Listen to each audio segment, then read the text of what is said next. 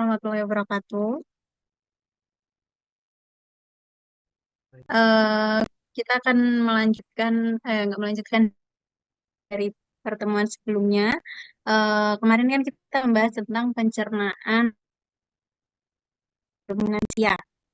Nah, untuk saat ini kita akan membahas pencernaan karbohidrat, kemudian protein, juga lemak. Nah, jadi sebelum kita masuk ke bagaimana pencernaan di ruminansia dan juga bagaimana pencernaan, bagaimana ruminansia itu mencerna protein, lemak, ke karbohidrat. Kita harus tahu dulu bagaimana apa namanya alur makan itu mulai dimakan oleh ruminan, akhirnya nanti didigesti oleh empat kompartemen lambungnya, begitu ya, sampai akhirnya dapat diserap oleh tubuh ruminan. Nah, jadi masuk ke alur pencernaan ruminansia itu sendiri. Kita mau tahu dulu nih apa sih itu ruminansia gitu ya, hewan ruminansia gitu kan. Jadi hewan ruminansia itu hewan yang dia punya sistem pencernaannya itu khusus gitu ya.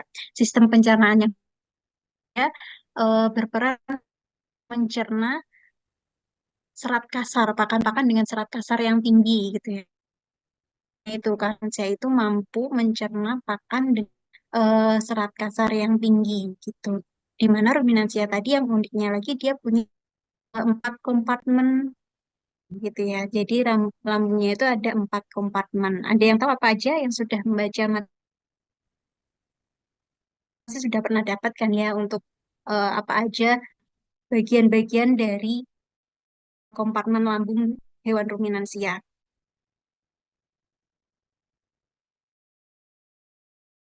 Ada yang mau menyampaikan point of view lagi sih kompartemen lambung dari hewan ruminansia itu?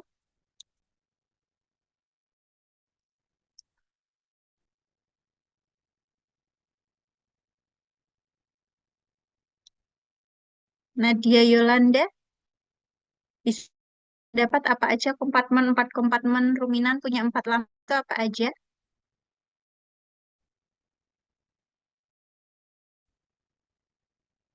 Suara saya terdengar kan ya? Halo? Terdengar dok. Oke. Kalau begitu ada yang bisa tadi Kemudian apa aja? retikulum, omasum, abomasum gitu. Oke. Nah, Terdengar untuk dok.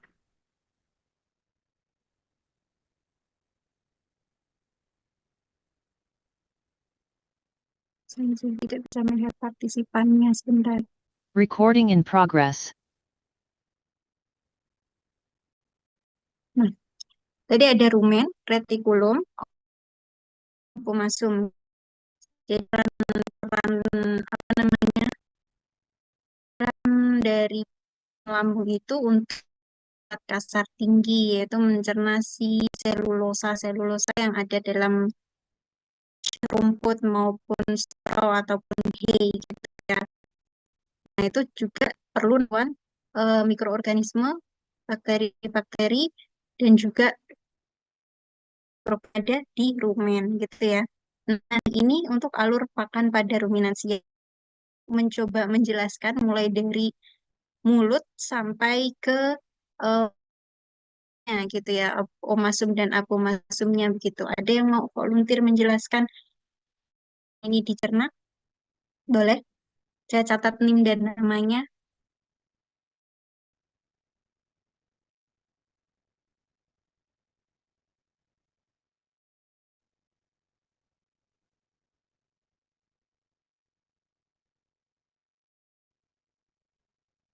Yang nggak on cam.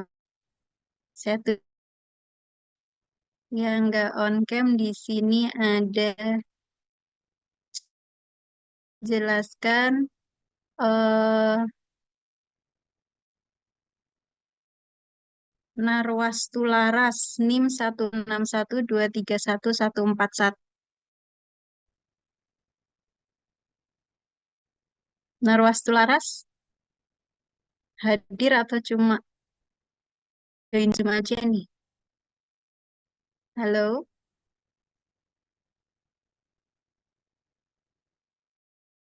Narwastu Laras nggak hadir kuliah ya? Kalau begitu coba ini dari Zakirin.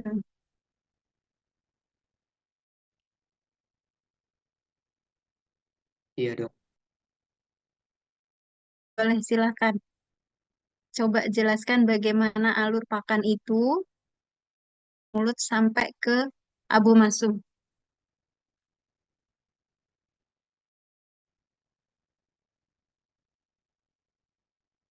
Yang pertama, pakan dimakan masuk lewat mulut. Ada Hmm. pencernaan mekanik melalui gigi dan kimiawi melalui enzim yang ada di mulut. Lalu pakan tersebut masuk ke esofagus dan menuju rumen untuk fermentasi. Setelah menuju rumen, hasil hasil fermentasi masuk ke retikulum.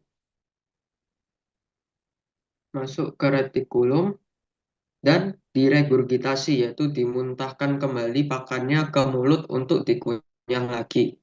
Setelah itu pakannya ditelan kembali dan sampai ke omasum. Pada omasum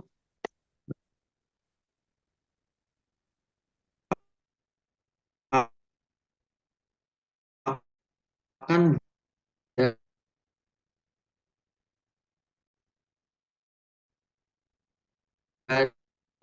H2O atau airnya itu dipisahkan. Sudah, dokter. Ya, oke.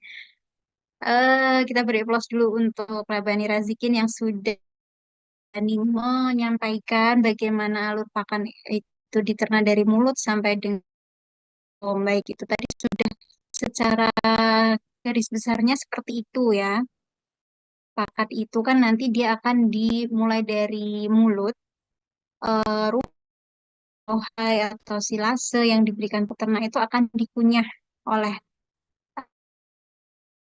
ruminansia baik ataupun ruminan akan dicerna dulu dikunyah di dalam mulut. Nah, itu tadi ada pencernaan mekanik, ada pencernaan gitu ya.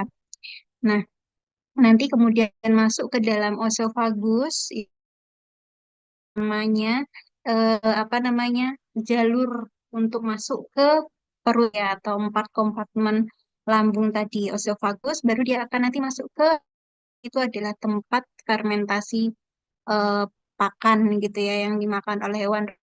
Jadi rumen adalah ibaratnya adalah bank mikroorganisme, bank mikroba berperan untuk memfermentasi pakan. Nah, itu nanti setelah dari rumen terjadi proses dia akan setengah tercampur, setengah tercerna gitu ya, menjadi bentuk bolus-bolus.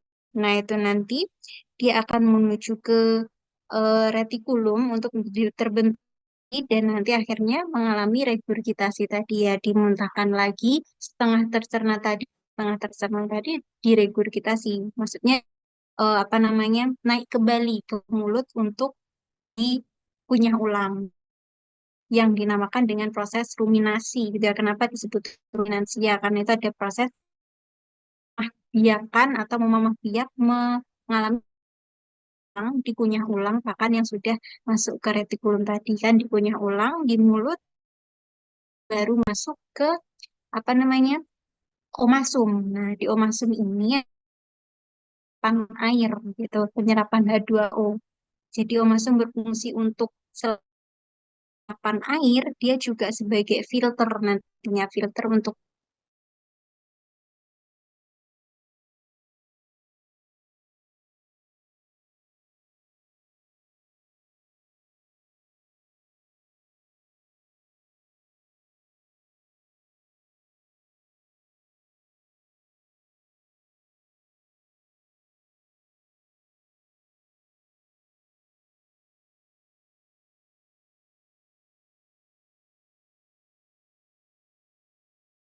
nah ini tadi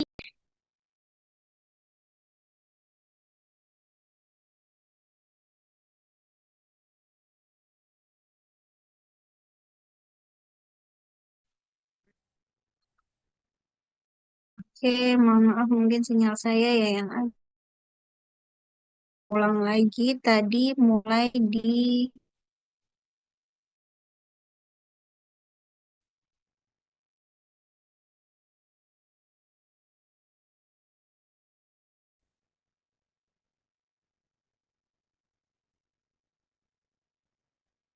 kita lanjut mulut, kita urai satu-satu dari apa namanya pencernaan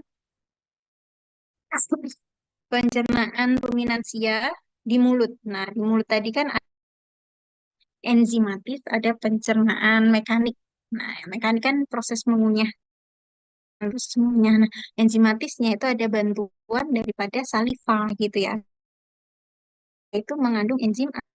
Nah, selain enzim amilase, dia juga ada asam karbonat. Ada asam karbonat yang dia berperan untuk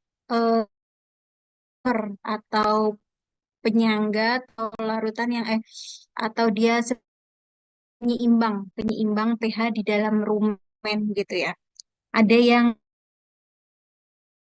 mau kasih pendapat gimana sih asam karbonat di mulut? Kan kalau misal amilase ini ya, dia membantu mencerna apati gitu di dalam yang ada di dalam pakan. Nah, kalau misal untuk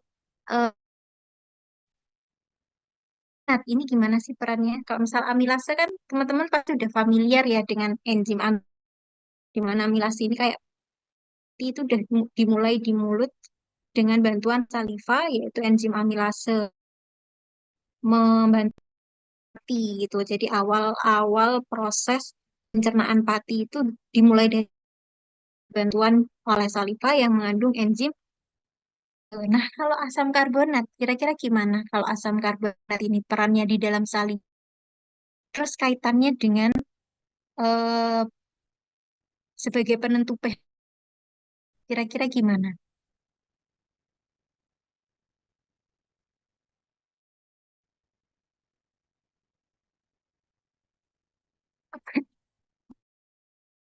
Coba menjelaskan terkait peran asam karbonat ini di saliva.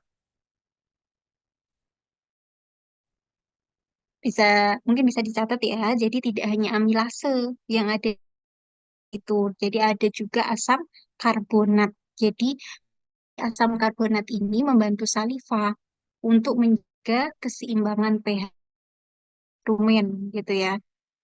Nah, itu pH di dalam rumen itu memegang peranan penting. Rumen itu adalah ibaratnya adalah bank mikroba yang berperan sangat penting untuk mencerna rumput yang serat kasar tinggi. Jadi ibaratnya adalah hati pentingnya rumen tuh di ruminansia itu di rumen ini. Jadi salah satu untuk memaintain rumen biar berfungsi secara optimal, mikrobanya bisa dapat bekerja secara optimal. Salah satu bantuan asam karbonat gitu. Asam ini dia berperan penting untuk keseimbangan pH yang ada di dalam rumen sebagai buffer atau misalkan kalau pH ideal rumen berapa sih kira-kira? Itu asam atau basa? pH-nya berapa kira-kira pH rumen?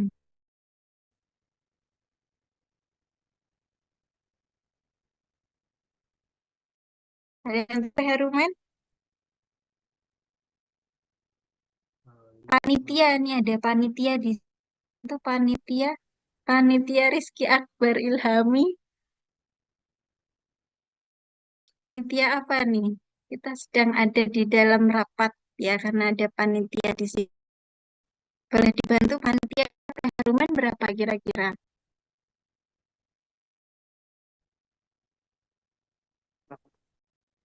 Mungkin sekitar eh, antara 5 hingga 6. Dari 5 hingga 6. Hingga 6 itu di atau basah? Asam apa mencapai netral gitu. Mencapai netral ya. Berarti kalau misal pH-nya 8 gitu asam atau basah? Sudah mencapai basa. Bisa. Oke. Baik, terima kasih Pak Panitia. Karbonat ya, asam karbonat atau de, apa simbolnya H2CO3 yang ada di dalam salin berperan untuk sebagai penyangga atau buffer gitu ya. Kalau misal apa namanya pH rumen itu terlalu asam, nah nanti si asam karbonat ini dia berperan untuk hidrogen di, di mana ion hidrogen itu dia berperan untuk menyeimbangkan asam yang ada di dalam rumen gitu kan. Karena kan kita tahu kalau rumen itu dia nanti mikroba di dalam rumen itu akan memecah pakan terfermentasi membentuk FA, volatile fatty acid gitu kan. Volatile fatty acid kan asam ya. Terlalu banyak volatile fatty acid dan cenderung terlalu asam. Nah, itu nggak baik buat rumen. Jadi, ada peran si asam karbonat ini yang ada di dalam saliva.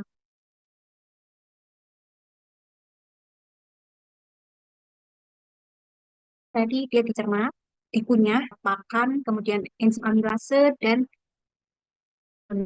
nanti ikut masuk ke dalam rumen.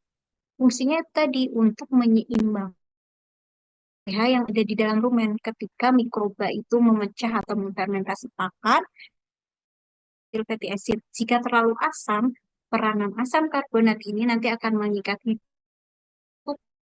yang menyeimbangkan pH rumen jadi tetap stabil gitu ya.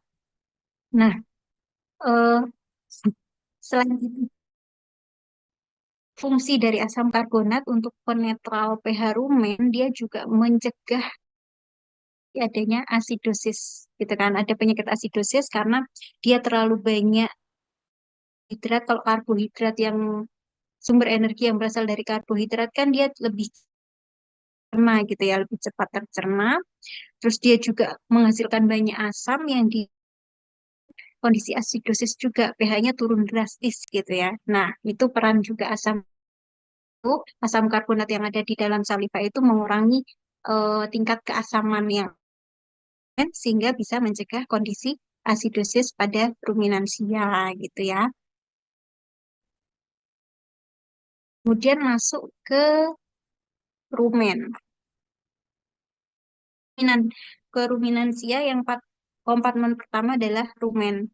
Kompartemen kompartemen terbesar di mana ini adalah tempat tinggalnya mikroba-mikroba dan menghasilkan sel pencernaan eh, selulosa gitu ya, berfungsi sebagai ruang Nah, ada apa? Bakterinya banyak sekali, ada bakteri fibrolitik, itu di situ ada amilolitik, fibrolitik, dia fiber memecah gitu ya, amilolitik, amilum, dia memecah zat-zat amilum seperti itu. Litik, dia untuk memecah protein, lipolitik, mencerna mencerna lipid, lemak, ureolitik, mencerna urea, yang di sana juga ada NPN yang bukan bagian dari protein, kemudian ada laktat, suksinat, fumarat, asetat, dan sampai akhir juga berperan dalam pembentukan metana atau gas metan.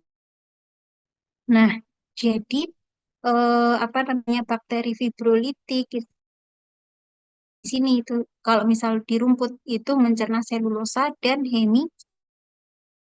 Terus ada bakteri amilolitik. Dia mencerna apa namanya pati gitu. Serta ada proteolitik. Itu tadi mencerna rumen. Mohon maaf, mencerna protein yang ada di rumen. Nah, nanti ada laktat, asetnat, suksinat, dan metana. Ini juga dicerna apa namanya dihasilkan bakteri-bakteri archaea gitu ya. Terus ada apa namanya protozoa juga berperan penting gitu ya untuk menjaga keseimbangan mikroba yang ada di dalam rumen gitu. Nah, protozoa ini juga karena selulosa, pati, dan juga lipid gitu. Ada juga peranan jamur di sini, fungi. Rumen ini dia membantu memecah dinding sel tanaman gitu ya, memecah dinding sehingga bakteri dan protozoa itu bisa melanjutkan menjadi lebih efektif gitu ya. Nah, terakhir di sini ada arsen. Archaea 3% di sini dia bisa mengonversi CO2. Nah, hidrogen dan CO2 yang di metabolisme ini di metan gitu ya. Jadi proses ini penting gitu ya untuk mikroba di dalam ruangan. Nah, meskipun kalian tahu gas metan, kalau misal mendengar kata gas metan, gas rumah kaca gitu ya yang menyebabkan global. Nah, jadi emisi emisi gas metana ini, gas metana yang dihasilkan di rumen, kemudian nanti keluar melalui feses. Nah, ini yang biasanya memicu adanya gitu ya. Nah, oleh karena banyak nutrisionis-nutrisionis yang mengembangkan banyak inovasi pakan atau nutrisi yang bisa memproduksi atau menekan produksi gas metan yang ada di dalam ses gitu. Gitu ya. Jadi kalian mungkin nanti bisa buatin apa yang kira inovasi nutrisi di bidang pakan untuk formulasi diet ruminan yang dia menurunkan gas metan rumen dan juga yang ada di dalam feses. Kalian juga bisa misal nanti dengan Fakultas Teknik membuat alat yang bisa mengukur gas metan feses gitu karena kayak apa namanya impact lemak selain ke hewan ruminansia juga ketahanan ke apa namanya iklim gitu ya perubahan iklim gitu. Ide lah ide inovasi nanti misal kalian mau melakukan riset atau apa bisa dibuat dari eh, formulasi ransum ini tadi gitu. Lanjut ke retikulum. Retikulum itu proses ruminasi di rumen dia akan masuk di mamah biak lagi di retikulum gitu kan.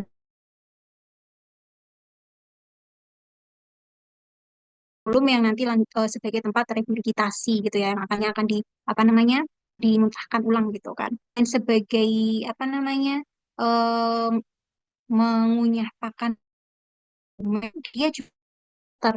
Jadi retikulum ini juga sebagai filter eh apa namanya hewan-hewan ruminansia, sapi itu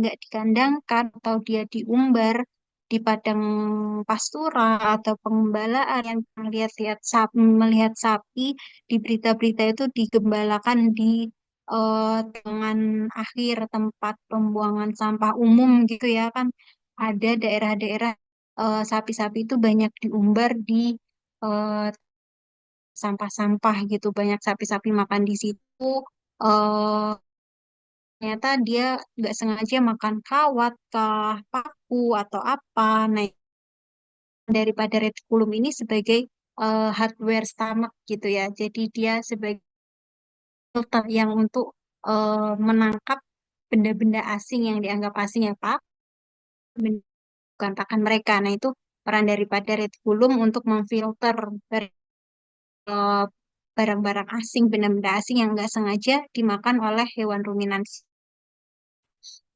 Eh, kemudian kita masuk ke ini retikulum fungsinya selain sebagai lanjutan fermentasi, penyerapan produk fermentasi,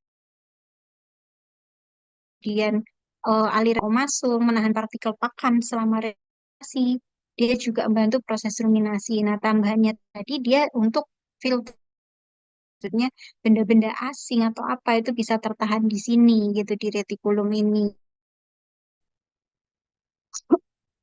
Kemudian setelah itu kan nanti dia akan kan dia diregurgitasi masuk lagi ke mulut mengalami ruminasi pengunyahan ulang gitu ya bolus-bolus yang ada di bolus-bolus itu mulut, kunyah lagi, kemudian masuk ke omasum.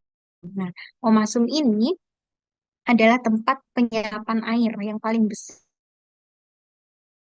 Kemudian eh, apa namanya setelah dari omasum dia akan menuju ke abu perut sejatinya daripada hewan ruminansia gitu ya, yang dia banyak enzimatik oleh mukosa sel, enzim pepsid, apa namanya HCl. Jadi di sini ada dua ya HCl, pepsinogen gitu. Nah, asam klorida atau HCl ini dia akan menciptakan apa namanya lingkungan yang asam, apa namanya aktivasi enzim-enzim pencernaan yang masuk. Nah, nanti ini ketika si asam klorida ini nanti bersinogen, nah ini akan mengaktifkan yang namanya akan teraktivasi menjadi pepsin. Nah, pepsin ini nanti akan berperan. Peranannya apa sih pepsin ini? Memecah protein yang ada dalam pakan menjadi peptida-peptida yang lebih kecil gitu ya. Ini akan memecah memecah protein menjadi peptida yang lebih kecil yang nantinya ya jadi penyerapannya tuh nggak bentuk langsung tapi harus dipecah dulu menjadi peptida gitu. Siapa yang memecah protein menjadi peptida sih pepsin ini. Nah, itu nanti peptida ini merupakan juga nutrisi utama gitu yang dibutuhkan oleh hewan yang nanti apa namanya pertumbuhan, kemudian juga perbaikan jaringan-jaringan tubuh yang ada di hewan gitu. Yang memproduksi pepsinogen ini ya sih sel-sel mukosa yang ada masuk. Sel-sel mukosa yang ada di dinding abomasum ini berperan untuk memproduksi si pepsinogen. Sementara kalau sel-sel epitel yang ada di abomasum dia berperan untuk asam kloridanya, HCl-nya. Jadi pepsinogen dan HCl ini kerjasama gitu ya, saling kerjasama untuk memastikan pakan-pakan itu bisa bisa dicerna, cara efeknya akan dilanjutkan proses penyerapan itu di usus gitu ya. Di ke usus, nutrisi nanti diserap di usus, lalu masuk ke dalam aliran darah itu untuk memberi energi si hewan. Nah, itu tadi prosesnya. Nah, ini tadi untuk gambarannya kurang lebih sama di hewan ruminansi pun ruminansia kecil gitu ya.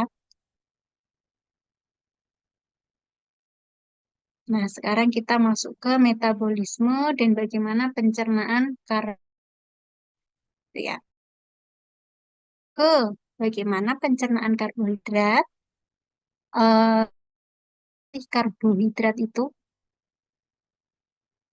karbohidrat itu apa?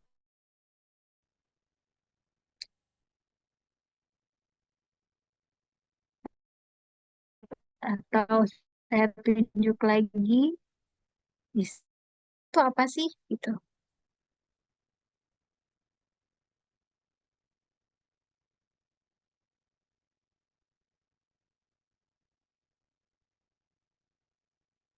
Yang tahu karbohidrat itu apa?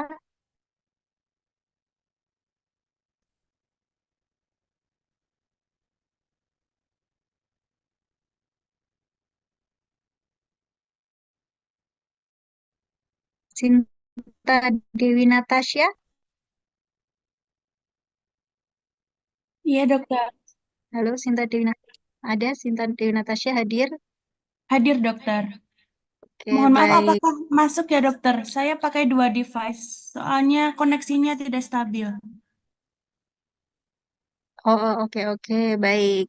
Iya, boleh dong langsung aja share apa sih karbohidrat itu, Sinta? Kalau setahu saya itu karbohidrat itu suatu komposisi Mhm. penting untuk memberikan energi di dalam tubuh.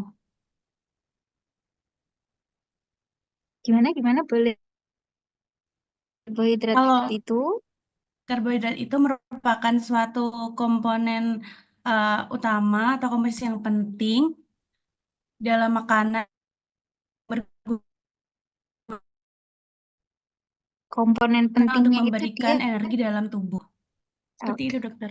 Apakah masuk pentingnya sebagai iya, dokter? sumber Sumber energi. kom Oke, kasih Sinta. Jadi ya itu ya, karbohidrat itu komponen penting, komponen yang diperlukan di dalam apa namanya komposisi formulasi atau pakan ternak gitu ya, karena dia sebagai sumber energi. Mau secara kimiawinya kita bedah karbohidrat kan dia tersusun dari rantai karbon, hidrogen, dan HO, karbon, hidrogen, dan oksigen gitu ya. Jadi, susunannya ada CHO yang dia sumber energi, yang di energi utama gitu ya untuk eh, aktivitas sehari-hari hewan, pertumbuhan, produksi susu, hewan perah, kemudian juga untuk produksi bagi sapi-sapi penggemukan di dalam feedlot atau juga untuk eh, pertumbuhan, reproduksi gitu ya. Adalah peranan daripada karbohidrat. Dia ada dua jenis yang bisa dimanfaatkan oleh apa namanya yang berasal dari tumbuhan gitu. Apa namanya pakan utama dari hewan ruminansia adalah pakan-pakan yang berserat tinggi. Pakan berserat tinggi itu kan asalnya dari rumput, dari tanaman leguminus, salantoro, ria gitu kan. Itu serat-seratnya tinggi. Juga ada di situ. Nah, ada dua jenis, jadi ada karbohidrat serat atau karbohidrat serat, ada karbohidrat non serat ya. Nah, jadi kalau misal apa namanya karbo sifatnya lebih mudah dicerna oleh hewan ruminansia. Misalnya apa? Misal gula-gula sederhana, pati gitu ya. Itu yang ada di dalam sel tanaman, contoh glukosa, fruktosa, osa itu termasuk karbohidrat yang non serat gitu. Di karbohidrat serat. Nah, karbohidrat serat atau karbohidrat fiber itu karbohidrat yang tanaman yang dia banyak mengandung selulosa, lignin adalah komponen-komponen dinding sel tanaman gitu ya. Komponen dinding sel tanaman karbohidrat ini sulit dicerna. Selulosa, selulosa, lignin ini sulit dicerna, tapi dia bisa bantuan apa yang ada di dalam rumen? Bantuan siapa? Bantuan mikroba gitu ya. Jadi selulosa, hemiselulosa, dan lignin ini bisa dimanfaatkan sebagai sumber energi dengan proses fermentasi yang ada di dalam rumen dengan bantuan mikroba gitu ya. Meskipun apa namanya hmm, sistem pencernaan rumen langsung menyediakan energi gitu ya secepat karbohidrat yang jadi kalau misal karbohidrat fiber itu ada proses dulu untuk memecah selulosa, hemiselulosa dan ini yang nanti akan dimanfaatkan sebagai karbohidrat ini dibantu proses fermentasinya oleh mikroba-mikroba yang ada di dalam fermen gitu. Nah, ini untuk sistem apa namanya? Sistem pencernaan dan juga metabolisme yang ada di dalam itu ya tadi ada berdasarkan dinding selnya. Nah, tadi kan banyak yang saya sebutkan tadi karbohidrat yang fiber gitu ya sifatnya. Karena itu dia hemiselulosa gitu kan. Dan juga ada karbohidrat. Nah, itu maksudnya dia tidak kan gitu karbohidratnya. Dia harus dipecah dulu oleh bantuan eh, mikroba-mikroba yang gitu ya. Tapi ada juga apa namanya karbohidrat yang non serat. Yang saya bilang tadi karbohidrat non serat yang dia sifatnya mudah dicerna gitu ya. Itu ada di dalam terdapat di dalam sel kontensnya tanaman apa aja yang karbohidrat-karbohidrat tanaman yang itu tadi itu misal monosakarida, kemudian juga ada oligosakarida, sukrosa itu tadi ya yang bisa dimanfaatkan karena dia sifatnya non fiber karbohidrat non serat gitu ya. Nah, ini eh, dia kan dia tersusun dari CHON gitu ya unsur kimia ya unsur karbohidrat. Nah, dia ada untuk fungsi utama sumber energi 4 kilokalori setiap gramnya gitu yang ada di dalamnya yang diperlukan oleh tubuh gitu ya.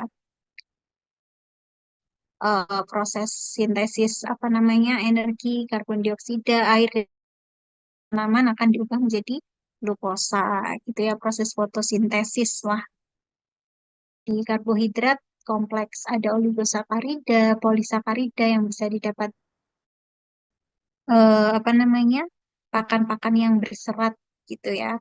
Jadi oligosakarida atau polisakarida ini termasuk dari karbohidrat kompleks. Karbohidrat kompleks yang nah, misal polisakarida dia terdiri dari apa namanya mati starch atau dia juga gen gitu ya. Itu kan polisakarida yang sifatnya mudah dicerna gitu kan. Dibandingkan dengan yang fiber karbohidrat atau karbohidrat serat gitu ya. Nah, pati, glikogen kayak dapat dimanfaatkan nantinya untuk sumber energi lebih cepat diubah menjadi sumber gitu ya untuk jenis karbohidrat lipo dan polisakarida gitu. Nah, berbeda dengan untuk karbohidrat yang fiber atau dietary fiber yang terdiri dari selulosa, hemiselulosa, dan nah ini perlu proses apa namanya pencernaan, perlu proses fermentasi dalam rumen oleh bantuan mikroba rumen tadi yang nantinya akan mikro ini kan akan memecah fiber dietary fiber atau pakan tanaman-tanaman yang mengandung salik ini dipecah oleh mikroba rumen menjadi volatil fatty acid gitu ya. Fatty acid ini nanti yang akan berperan untuk memberikan energi bagi baik bagi apa namanya mikroba rumen maupun bagi ruminansia itu. Nah, itu ya tadi untuk peranan per pen- penyerapan dan pencernaan karbohidrat antara perbedaannya di fermentasi gitu ya. Kalau untuk hewan non-ruminan itu CHO yang ada di dalam pakan itu nanti akan langsung karena hewan non-ruminan kan dia tidak makan tanaman berserat tinggi gitu ya, tidak memakan fiber karbohidrat, jadi langsung bentuk karbohidratnya itu nanti akan diubah menjadi glukosa dalam usus halus dibantu oleh pencernaan enzim-enzim pencernaan gitu kan nanti langsung diabsorb dalam aliran darah berbeda dengan ruminan yang dia sumber karbohidratnya ada dua ada yang non fiber karbohidrat ada yang juga fiber karbohidrat nah untuk fiber karbohidrat tadi kan proses memperoleh sumber energinya nggak langsung seperti yang non ada proses fermentasi dulu. Proses fermentasi nanti dia akan menghasilkan volatil fatty acid. Nah, volatil fatty acid ini sebagai prekursor sumber energi untuk nantinya diserap gitu ya, diserap di dalam amphomasum gitu. Dan nanti masuk di nanti dimasuk masuk dalam aliran darah dan dimanfaatkan sebagai sumber energi gitu ya. Ini tadi untuk polisakarida, disakarida, itu kan dihidrolisa sebelum diabsorpsi menjadi monosakarida dulu. Nah, ini tidak membutuhkan hidrolisis karena dia bisa langsung terabsorb. Itu jumlahnya juga sangat sedikit. Hanya monosakarida diabsorpsi. Kalau yang sifatnya polisakarida, disakarida itu harus apa namanya, jadi bentuk monosakarida gitu ya. Nah, nanti pencernaan di usus halus dan kelinci seperti waktu apa namanya kuliah tamu kemarin ya untuk hewan-hewan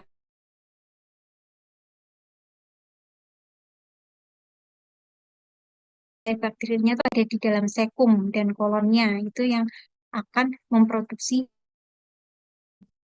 yang mampu menghidrolisa beta 1,4 link karena ada juga yang bentuknya karbohidrat bypass gitu ya. Karbohidrat bypass itu yang tidak perlu proses fermentasi, dia bisa langsung diserap oleh usus halus. Apa namanya tidak memiliki amilase, tapi dia memiliki banyak pankreatik amilase untuk membantu pencernaan karbohidrat. Oke. Nah, ini untuk populasi mikroba, untuk fiber digester, ini fungsi selulase. Terus juga dia eh,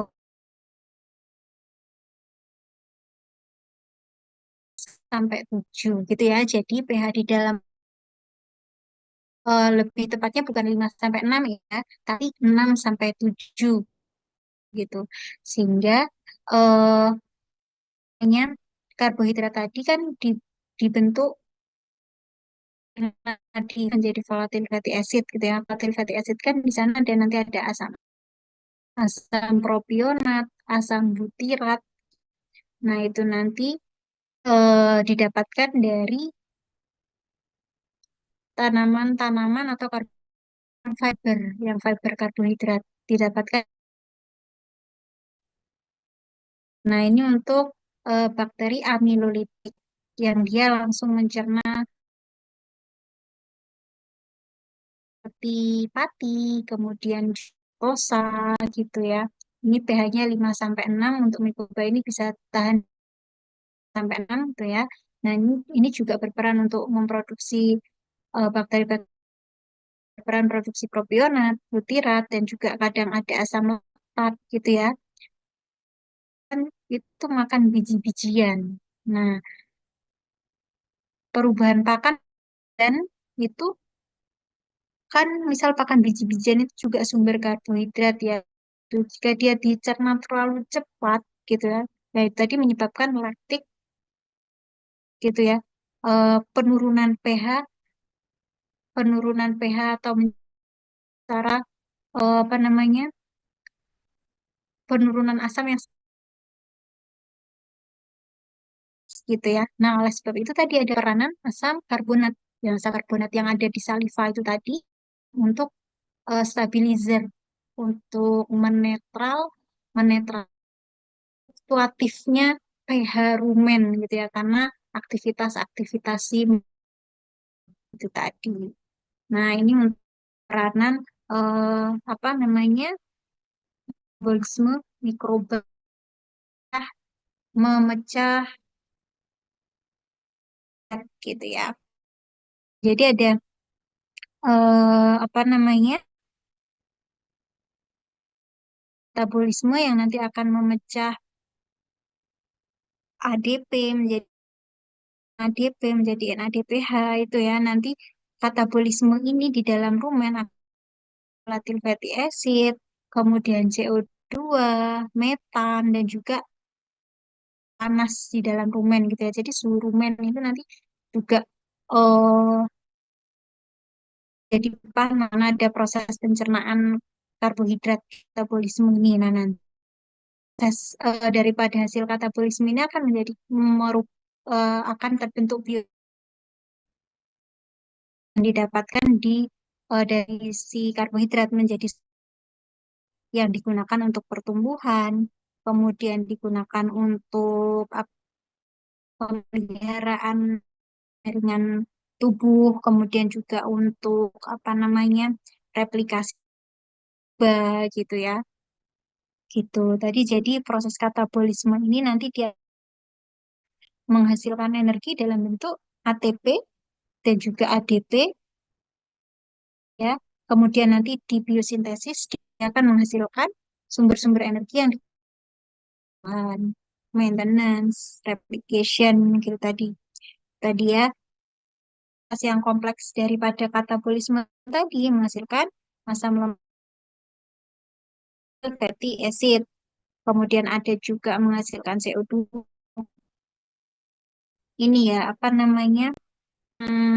Gas gitu ya, dan juga panas gitu. Nah, asam yang dimanfaatkan sebagai sumber energi dari volatil fatty acid ini, gitu, sumber energi utama bagi ruminansia. Gitu.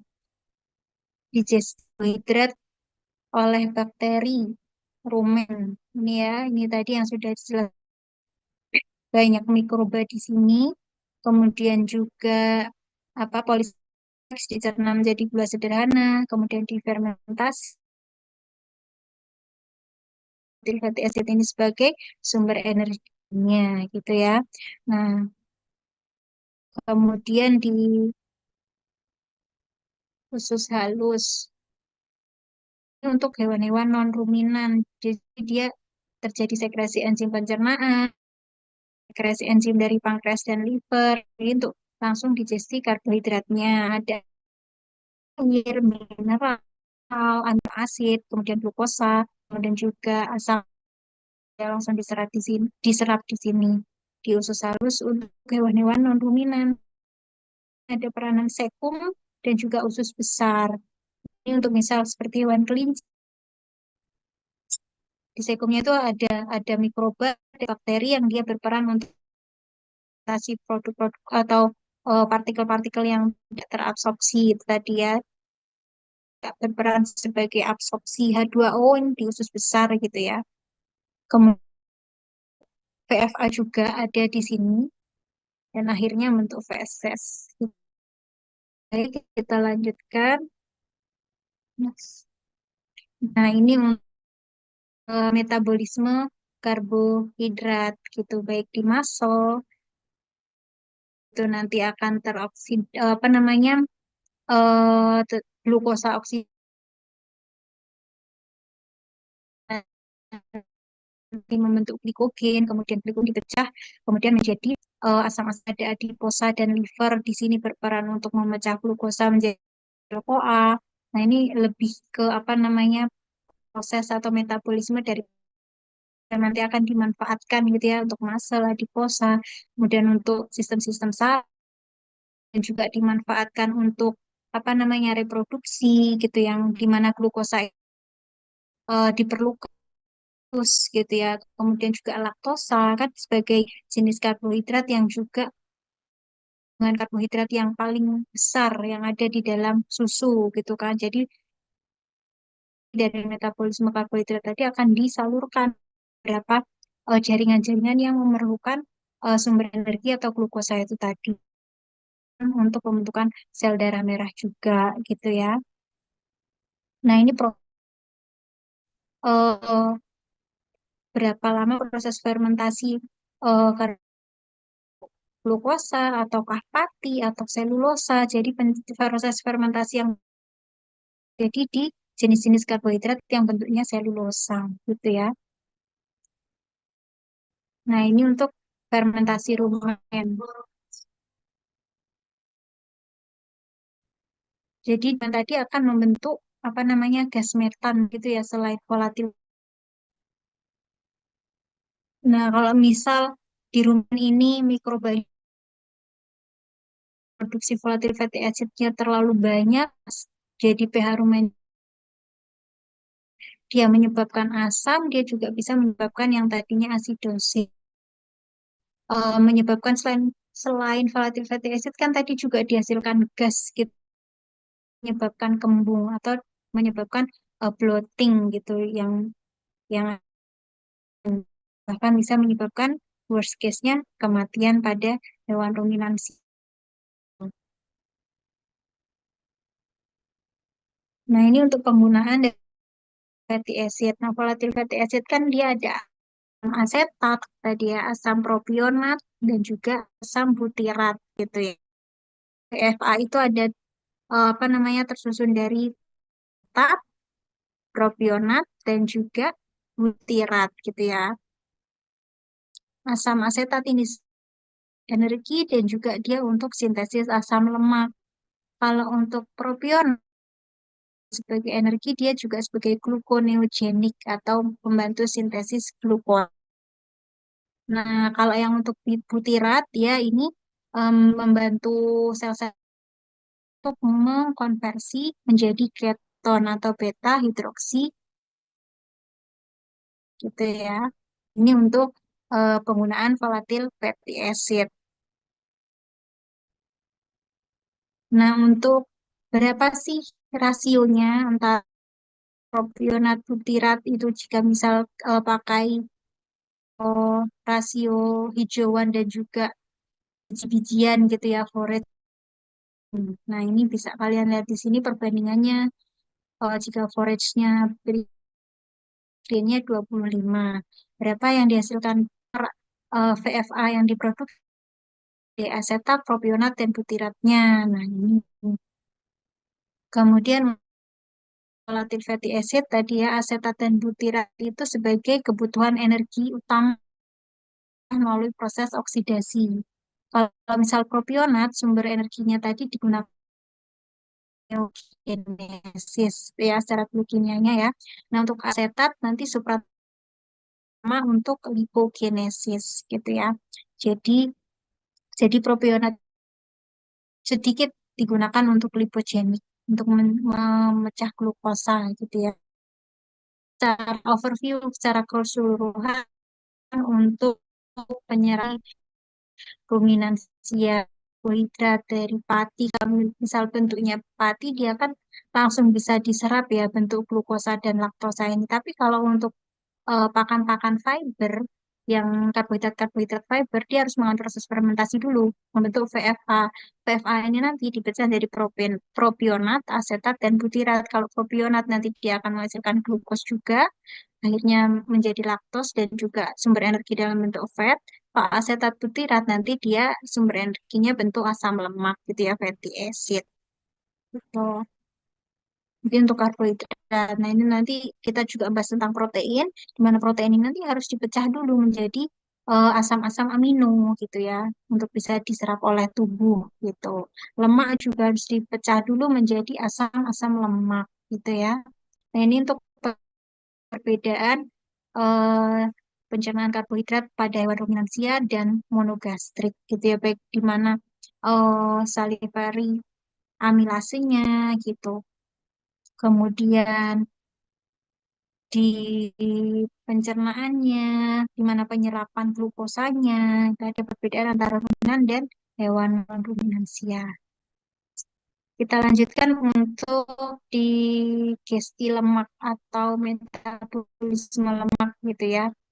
Nah, ini ada biohidrogenasi. Ruminan ini ada mendapatkan lemak dari tiga sumber utama dari pakannya, yaitu misal pakan yang berbentuk biji-bijian dan juga hijauan. Kalau hijauan nanti dia akan memperoleh glikolipid. Kalau dari biji-bijian dan konsentrat, dia sebagai sumber lemak yaitu trigliserida gitu ya. Dia juga dapat lemak dari eh, pakan-pakan tambahan, diet supplementation, seperti misal palm oil, fish oil, itu juga sebagai sumber lemak atau suplemen-suplemen lemak yang bentuknya trigliserida, free fatty acid juga. Dia juga didapatkan dari de novo sintesis gitu ya. Apa namanya?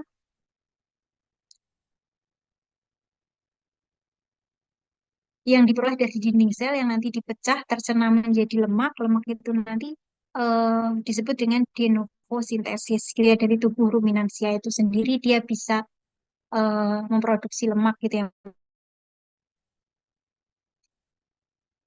Nah, belum kita masuk trigliserida dan lain sebagainya, kira-kira kenapa sih maksudnya memberikan suplemen lemak gitu pada ruminansia? Kira-kira manfaatnya apa sih untuk kesehatan? Mungkin dia manfaatnya untuk kualitas produk, misalnya susu, sapi perah, atau daging untuk sapi-sapi pedaging gitu ya. suplemen lemak ini dia akan membantu meningkatkan energi gitu untuk terutama saat kebutuhan energinya itu tinggi. Kira-kira saat apa? Kalau misal sapi perah, itu pada saat masa-masa atau fase-fase laktasi gitu ya. Laktasi ini kebutuhan energi sangat tinggi, jadi kita perlu berikan suplemen, perlukan suplemen lemak untuk nantinya bisa memperbaiki kualitas susu gitu ya, dengan meningkatkan kadar asam lemak tak jenuh gitu ya. Jadi atau unsaturated fatty acid ini nanti dia gitu untuk kesehatan manusia yang mengkonsumsi daging dari eh, hewan ruminansia ini gitu ya. Gliserida jenis lemak yang paling umum gitu ya, dengan strukturnya gliserol yang dia mengikat tiga, jadi ini di biji-bijian juga di konsentrat gitu ya untuk yang gliserol ini. Kemudian apa namanya galaktolipid. Nah, galaktolipid ini juga eh, pembentuk rantai utama dua fatty acid, one ortogalactose ini juga bisa ditemukan kan, gitu. Jadi eh, juga banyak di lipid. Jadi kalau misal kita coba baca-baca jurnal gitu ya, ada banyak asam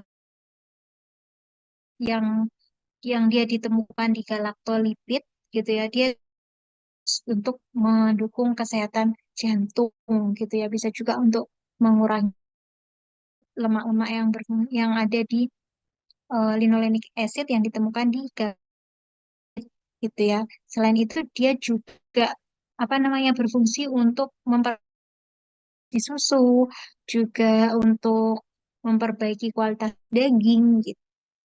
Itu kandungan asam-asam lemak yang lebih sehat.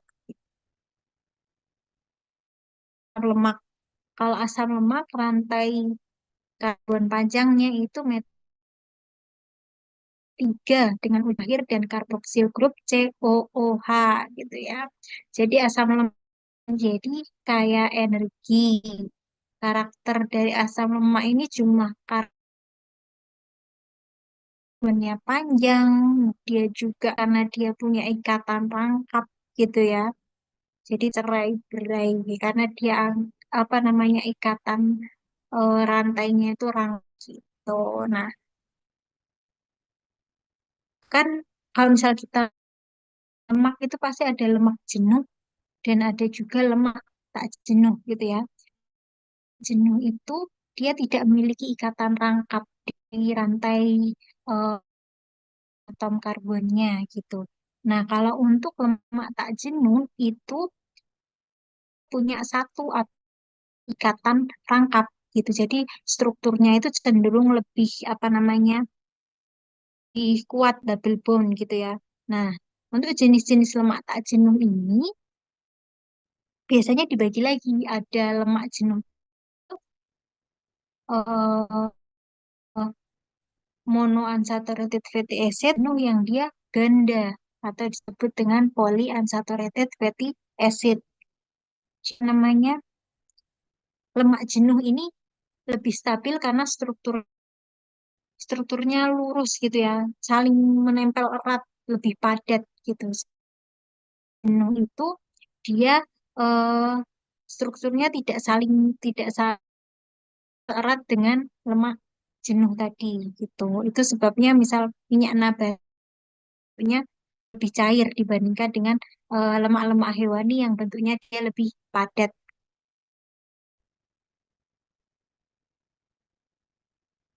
Nah, ini untuk essential fatty acid contohnya di omega karbon. Cheese versus trans bonds lemak tak jenuh. Lemak tak jenuh ini bisa dibedakan berdasarkan ikatannya, ikatan cheese dan gitu ya. Jadi lemak cheese ini bentuk alami di mana molekulnya rangkap dan di ikatan rangkap. Sedangkan cheese ini muncul dari hidrogen di rumen melalui proses pengolahan mirip dengan lemak jenuh gitu ya, sehingga dia cenderung jadi lebih keras ketika dia ada di suhu ruang gitu. Jadi misal kalau apa namanya, lemak-lemak lemak trans ini dikaitkan dengan apa namanya, resiko kesehatan di manusia, misalnya kolesterol kayak gitu, itu jenis-jenis lemak trans. Kalau misal apa namanya, pada ruminansia, lemak kan dari mikroba-mikroba rumen melalui proses biohidrogenasi.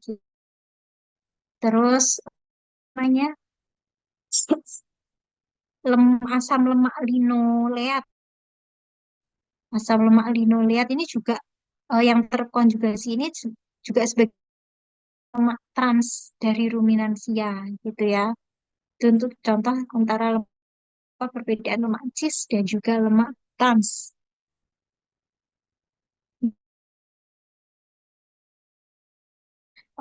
Dimanfaatkan untuk rumen hidrogenasi. Lemak-lemak dalam pakan ruminan ini nanti eh, secara tradisional lemak dalam pakan ruminan kan dibatasi, diberikan dengan dan lemak hewani itu sebagai suplemen. Nah, asupan lemak ini nanti diberikan sebagai energi karena menghasilkan energi yang lebih banyak daripada karbohidrat gitu ya. Jadi, terlalu banyak lemak dalam pakan juga tidak baik karena dia nanti akan mempengaruhi.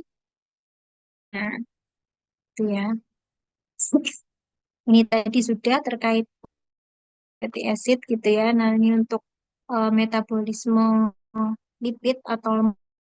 Jadi lewat diet yang dia makan, forages tadi mengandung galaktolipid dan yang mengandung banyak triglycerida gitu ya.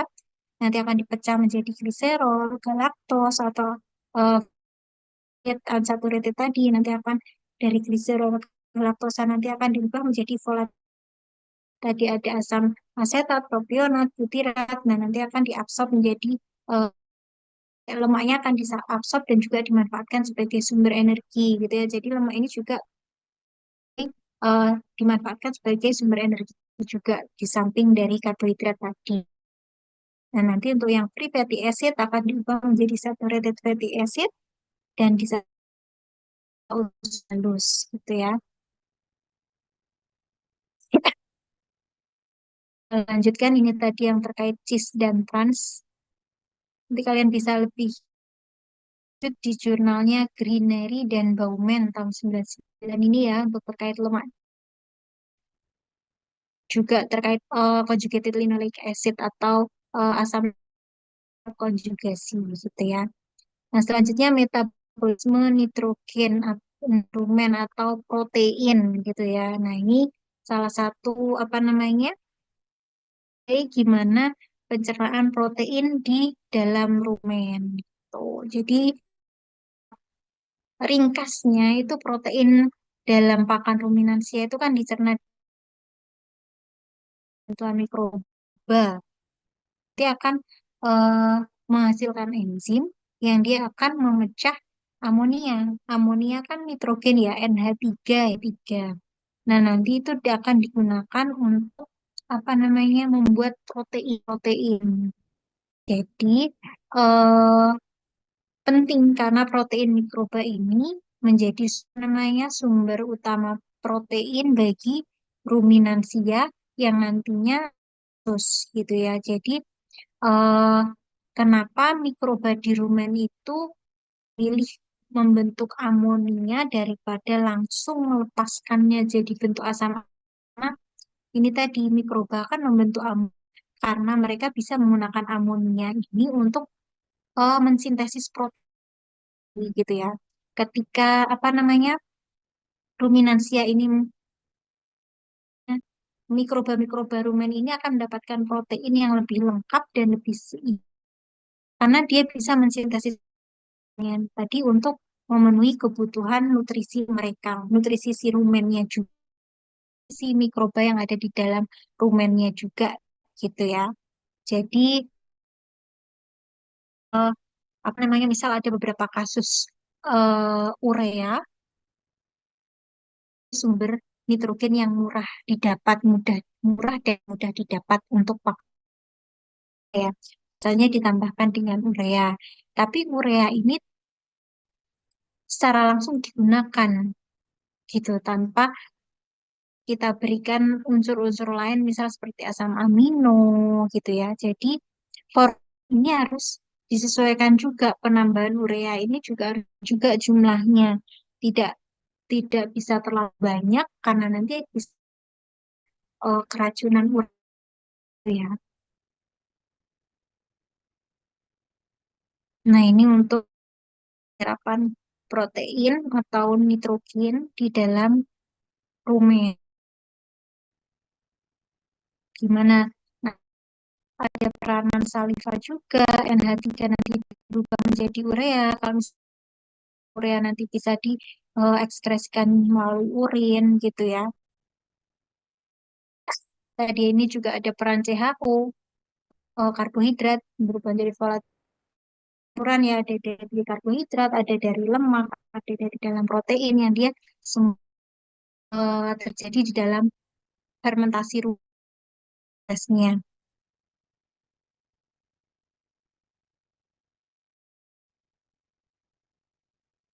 Nah, ini untuk eh, general information, jadi nggak ada protease saliva, itu hanya ada enzim amilase dan juga asam karbonat.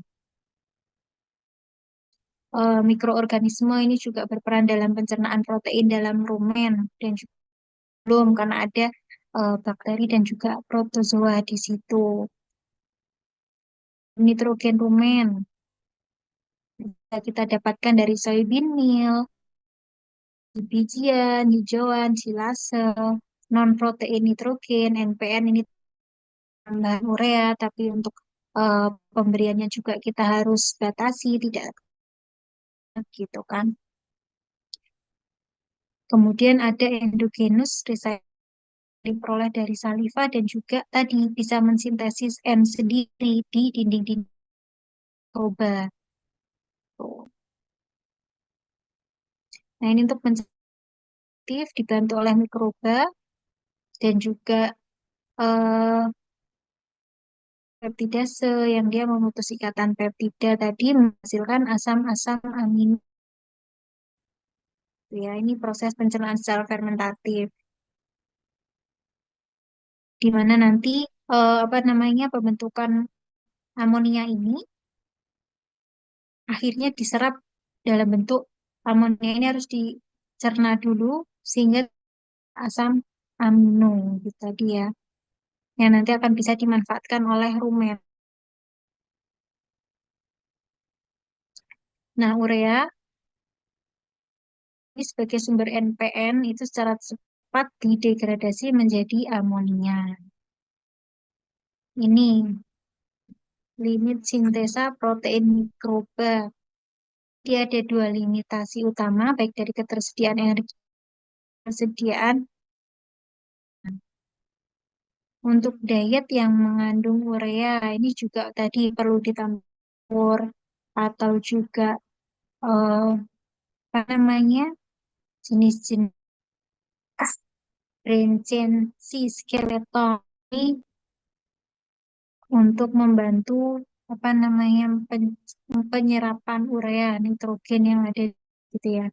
Karena nitrogen ini juga protein gitu yang nanti akan diserap oleh sebagai sumber protein. Kan tadi hasil dari sintesis protein dia akan membentuk amonia. Misal kebanyakan amonia tadi disebabkan juga kekurangan energi dalam pakan atau mampu oh, ya, mengubah NH3 ini menjadi urea. Urea didaur ulang tergantung dari kebutuhan si hewannya itu. Tuh, bisa didaur ulang melalui saliva dan dinding rumen atau kalau misal dia terlalu lebih itu nanti kan dikeluarkan melalui urin, diekskresikan melalui urin gitu tadi ya. Ini ada protein lolos rumen atau yang kemarin kita sebut bypass protein. jenis dia bypass protein, dia tidak perlu dicerna dalam rumen, tapi dia bisa langsung diserap terus aku masuk serap di usus halus gitu ya. Ini untuk jenis-jenis bypass protein. Nah, ini untuk kegunaannya protein di ruminansia versus non-ruminansianya. Metodenya umumnya sama ya untuk ruminan dan non-ruminansia. Untuk pathway pencernaan proteinnya, kemudian jaringan ruminan ini sintesa non-esensial asam amino, tapi tidak bisa mensintesa asam amino. Jadi asam-asam amino esensial itu harus tersedia dalam pakan. Tuh. Nah, asam amino ini tidak dapat disimpan, harus menyediakan, harus tersedia di dalam pakan gitu ya, untuk asam amino. Nah, ini populasi mikroba memiliki efek pada asam amino yang mencapai usus. Asam amino pada usus berbeda dengan diet upgrade low diet. Protein kualitas rendah atau downgrade high diet dengan tinggi. Kemudian ruminan juga bisa menggunakan NPN. Hewan dapat bertahan pada diet protein rendah, N nitrogennya tadi, urea ke rumen. Tuh, kerugiannya lebih banyak protein yang hancur dalam rumen daripada atau nanti akan net loss protein. Keuntungannya, kalau misalnya protein yang lolos dari rumen atau banyak bypass protein yang di rumen itu nanti bisa protein. Jadi kalau misal kita membuat formulasi ransum dengan jenis-jenis pakan yang banyak mengandung itu justru nanti akan lebih banyak terserap gitu ya, terserap di abomasum dan nantinya akan dimanfaatkan oleh si mikroba rumen, tapi protein di uh, abomasum dan usus halusnya rendah gitu ya, protein gitu.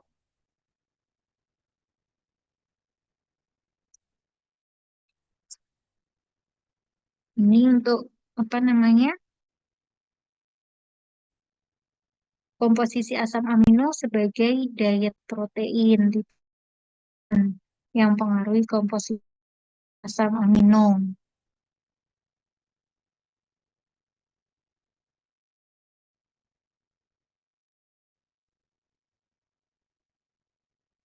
Nah, ini suplemen protein sapi potong. Tipe pakan apa yang kira-kira cocok untuk sapi potong? Urea gitu. Mengapa urea termasuk eh, dalam ada yang mau menjawab bagian ini?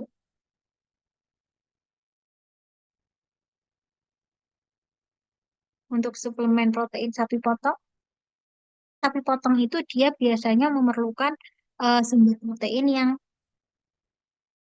apa namanya yang efisien, lebih cepat diserap gitu ya. Kemudian untuk jadi kan tipenya tipe pakan yang cocok sapi potong kalau bisa pakan-pakan yang protein karena dia lebih mudah diserap gitu ya, langsung penyerapannya lebih optimal. Kemudian perlukah urea? Nah, kalau urea ini dia tidak bisa langsung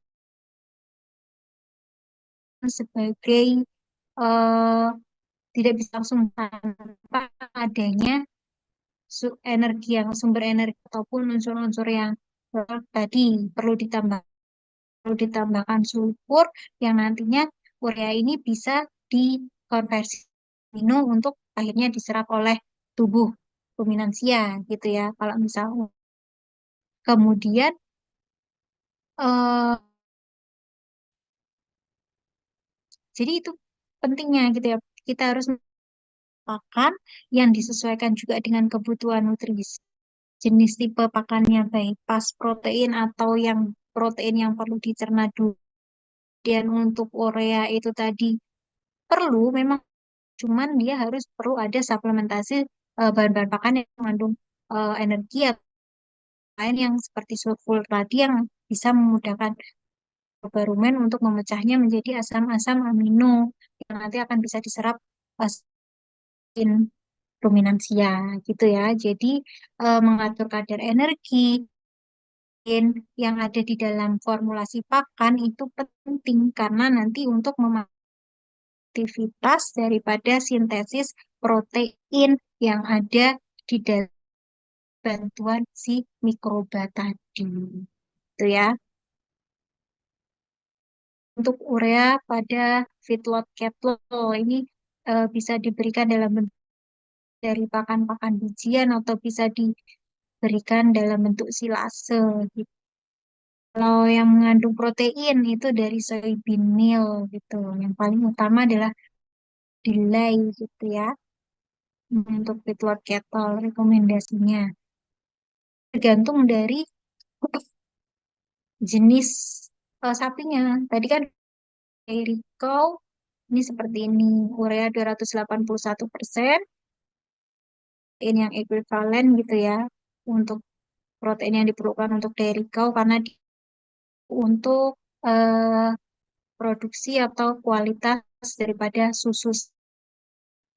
Nah, ini yang keracunan urea tadi yang kita bahas perlu apa requirement-nya berapa sih standar batas urea yang bisa kita berikan untuk supaya dia tidak terlalu berlebih gitu ya. Kalau dia berlebih nanti akan tersimpan yang meningkat, rumen pH-nya juga semakin meningkat gitu ya, jadi lebih basah gitu kan. Nah, nanti akan menyebabkan toksisitas atau keracunan urea gitu ya, karena eh, kapasitas liver mengkonversi amonia menjadi urea tadi sudah melebihi batas. Nah, tanda-tanda keracunan ureanya apa? Ini, ketika setelah 20 sampai 30 menit urea tercerna, nafasnya makin cepat, kemudian juga tremor, terjadi inkoordinasi. Ini adalah tanda-tanda keracunan daripada urea atau NH3. Treatmentnya gimana? Bisa kita berikan asetik acid 5% secara per oral gitu ya untuk sapi. Atau bisa disiram dengan air dingin sehingga temperatur rumennya itu menjadi turun, membantu hidrolisis urea gitu ya.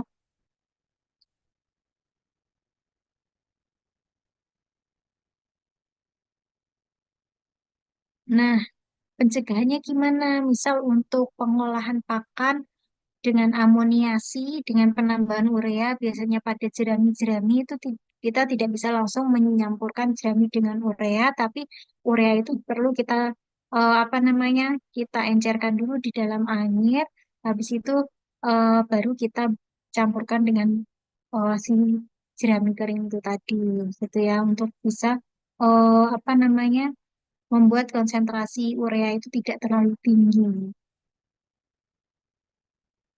Hmm. Jangan membiarkan hewan yang kelaparan untuk memakan terlalu banyak diet yang tinggi urea. Misal terlalu banyak memakan eh, hasil olahan jerami atau amoniasi jerami itu terlalu banyak, itu juga bisa menyebabkan keracunan urea, gitu ya. Itu untuk pencegahannya. Ini kekurangan protein pada ternak itu tidak bisa kita ketahui secara langsung, tapi kita bisa lihat dari penurunan berat badannya, penurunan produksi. Misal sapi perah itu juga penurunan produksi susu, gitu ya.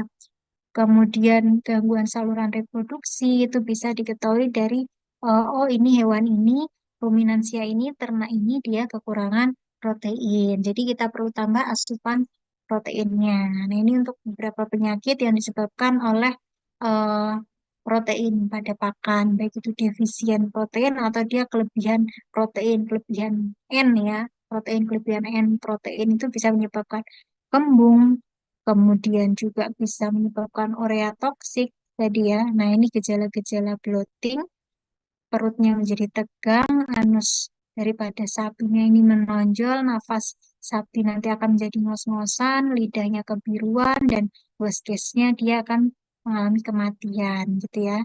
Nah, untuk pengobatannya seperti apa? Bisa tradisionalnya bisa berikan minyak goreng 1/2 liter atau pil kembung atau dengan pengeluaran gasnya itu tadi.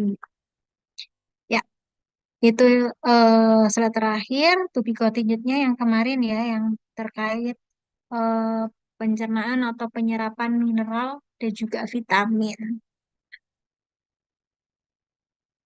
Baik, itu kira-kira ada yang ditanyakan atau didiskusikan untuk pencernaan mulai dari sistem pencernaan ruminansia, kemudian bagaimana metabolisme hidrat. Jadi ada fiber karbohidrat, gimana penyerapan yang non fiber karbohidrat seperti glukosa, fruktosa, sukrosa itu tetap oleh tubuh. Kalau misal untuk yang fiber karbohidrat itu perlu ada di dalam rumen dulu dengan bantuan mikroba karena dia nanti akan dibentuk eh, menjadi volatile fatty acid gitu ya, volatile fatty acid yang nanti dimanfaatkan dalam jangka panjang sebagai sumber energi. Kemudian di metabolisme protein, metabolisme lemak ada yang baik itu lemak jenuh dan juga lemak tak jenuh yang dia juga dimanfaatkan sebagai sumber bagi hewan ruminansia gitu ya. Untuk sumber proteinnya bagaimana amonia itu nanti menjadi urea diubah menjadi amonia, amonia dirubah nanti menjadi asam-asam amin akan diserap oleh baik mikroba rumen karena mikroba rumen juga perlu sumber protein atau nanti dimanfaatkan langsung di dalam abomasum dan juga usus halus dari pakan-pakan beitas protein. Tadi ya, summary-nya kurang lebih seperti itu. Dan ditanyakan kita lanjutasi ya.